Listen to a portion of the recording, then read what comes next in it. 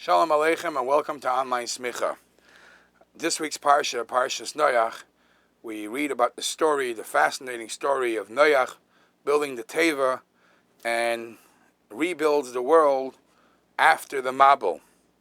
What caused the Mabul? The pasuk says, Kimala it's Chamos, the stealing, the Averis, the people were doing, and Hashem wanted to destroy the world, start all over again, and He kept Noach and some individuals, some animals, to rebuild the world.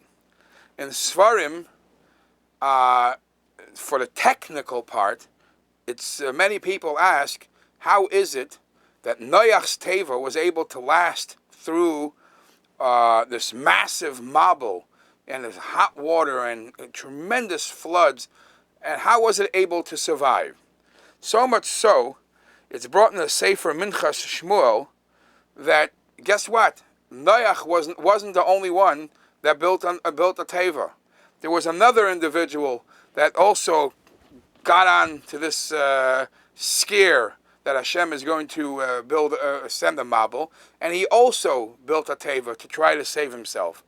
And he has a proof from a pasuk, since the pasuk says, Vayishoer ach Noach, that everything but Noach, only Noach was left, is a proof from the description of the pasuk that others tried to survive, but Hashem only allowed Noach's Teva to survive, and he proves from there that others also tried to imitate Noach and also tag along and build a Teva, but something about Noach's Teva that only his survived.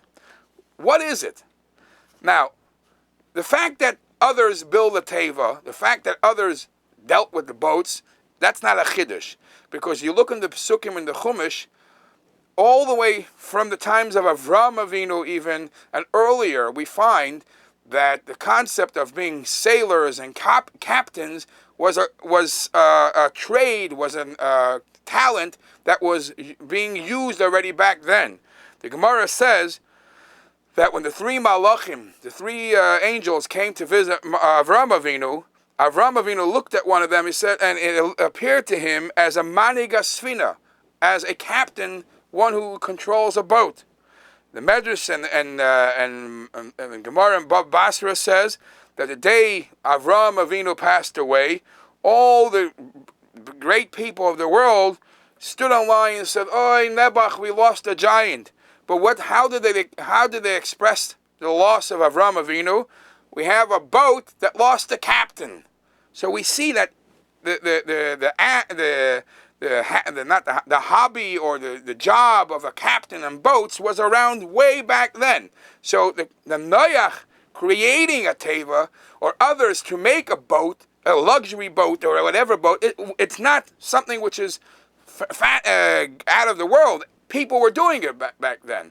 But there was something unique about Noach's Teva that Noach was able to survive and nobody else. Now, the answer is obvious. The answer is that Hashem was the one that told Noach to build a Teva. Hashem wants Noach to survive and everything in the Teva, and Hashem did not want anything else to survive.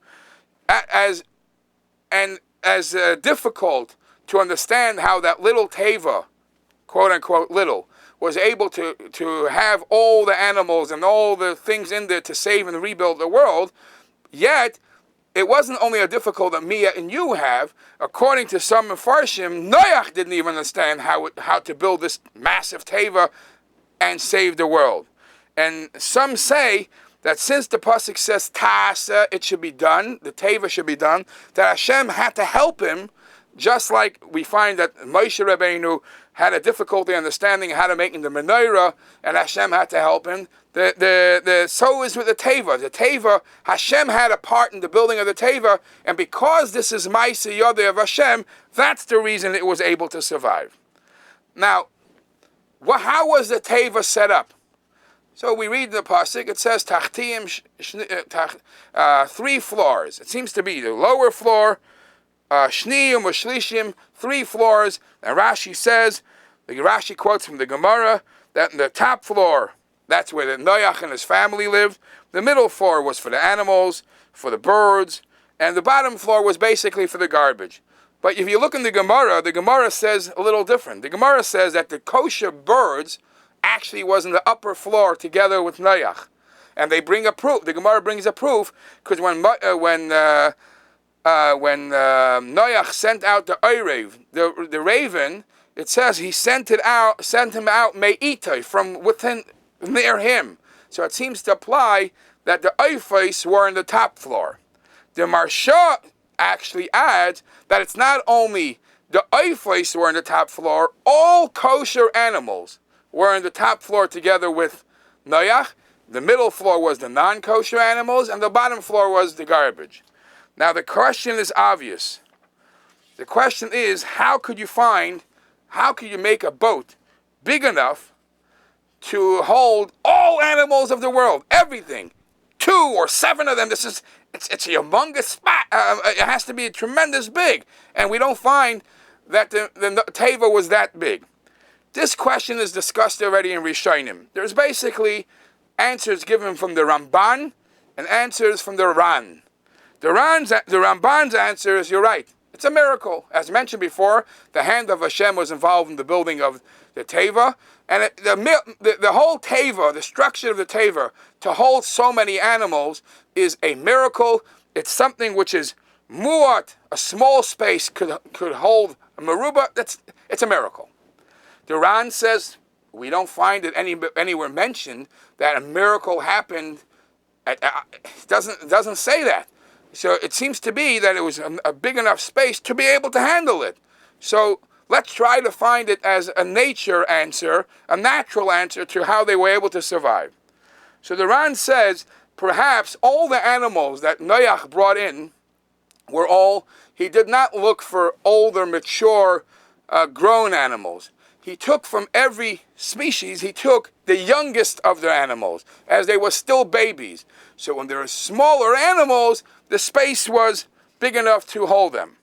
Another answer the Ran gives, that it could be that even though the Torah tells you the measurements, the size of the teva, he said, the Torah says the measurements is by amos, 200 to 50 amos, but because it's very possible that Noach himself was a very big giant, it could be the amma, the size of an amma, and Noach was much bigger than what we know as an amma. That is one of the answers the Ran gives. Another answer, which is also interesting, the Ran says, who says the teva only had 3 floors? Perhaps the Torah is telling you the minimum. The minimum should be 3 floors. Noach was able to make it 10 floors, 7 floors, as many floors as he needed to hold all the animals. Or maybe at least there were 3 basic floors, but every floor had levels to it.